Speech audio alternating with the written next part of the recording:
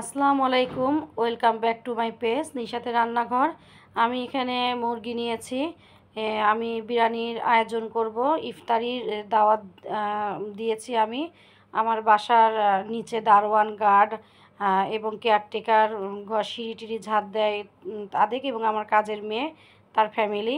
তো আমি এখানে মুরগিটা বিরিয়ানির মশলা দিয়ে আজকে করে নিচ্ছি ঝটপট, কারণ একা সব কিছু করতে হচ্ছে।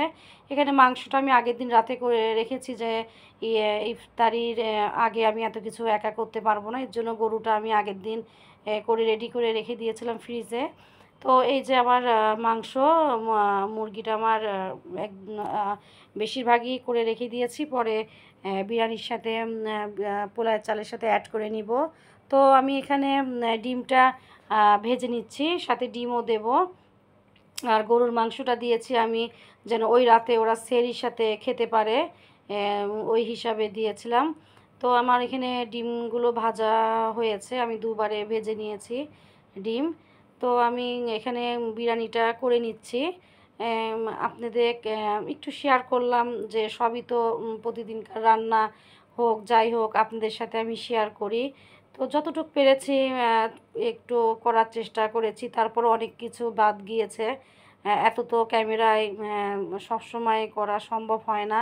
এখানে আমার চালটা এবং চালটা আর মাংসটা আমি ভালোভাবে একটু মিক্সড করার চেষ্টা করছি, যেন মশলাটা ভালোভাবে চালের মধ্যে মিশে যায়। এমনি পানি দেওয়ার পরেও একদম অ্যাড হয়ে যায় দুটো।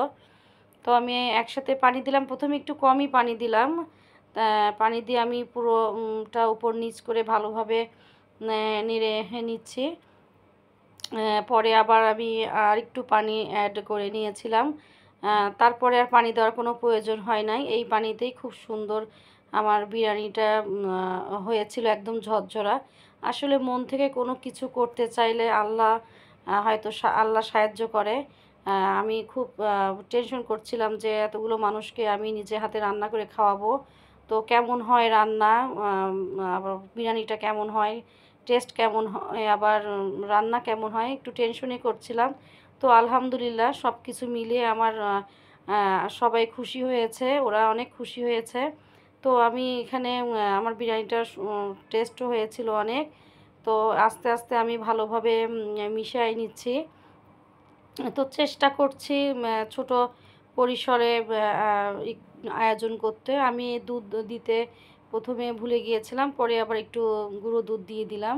তো এই যে আমার হয়ে গেছে, আমি হলো একটু দমে রেখে দিয়েছি, অল্প মিডিয়াম আঁচে রেখে দিয়েছিলাম। আমি উপর নিচ করে নিচ্ছি। আমার আগের খুন্তিটা ভেঙে গিয়েছিল নাড়তে নাড়তে, পরে আমি আবার খুন্তি চেঞ্জ করে নিয়েছি। তো এই যে দেখেন বিরিয়ানিটা বেশ মাশাল্লাহ খুব ভালোভাবেই হয়ে গেছে, ঝরঝরা হয়েছিল। আমি উপর নিচ করে নেড়ে দিচ্ছি ভালোভাবে, বেশ অনেকবারই নেড়ে দিচ্ছি যেন নিচে ধরে না যায়। আমি একদম লো হিটে রেখে দিচ্ছি, যেন হলো আমার বিরিয়ানিটা আস্তে আস্তে সুন্দর মতো হয়ে যায়, একদম ঝরঝরা হয়েছিল। তো আমি এই যে অল্প পরিসরে আমার যতটুকু আল্লাহ সামর্থ্য দিয়েছে আমি চেষ্টা করেছি যে সবাইকে নিয়ে একদিন আমি ইফতারি করব। আবার নিচে গেটের সামনে কিছু গরিব অসহায় বসে থাকে, আমি তাদেরকেও সন্ধ্যা ইফতারির আগে গিয়ে দিয়ে আসছি, ওগুলো আমি আর ক্যামেরা বন্দি করতে পারিনি। তো যাই হোক, এই যে আমার হলো বিরিয়ানি আমি টেবিলেই নিয়ে আসছি, টেবিল থেকেই আমি প্যাকেট করে সুবিধা হচ্ছিল যে একবারে হাতের কাছে সব কিছু আমি প্রত্যেকটা প্যাকেট করে বক্স ভরে আমি সব কিছু রেডি করে আলাদা আলাদাভাবে করে দিচ্ছিলাম। আর এদিকে ইফতারির সময় হয়েও যাচ্ছিল, খুব তাড়াহুড়া করে সব কিছু রেডি করছিলাম।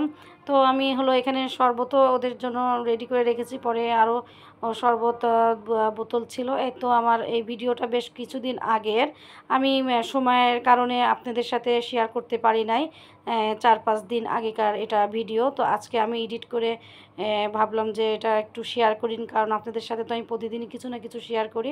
তো ভালো থাকবেন।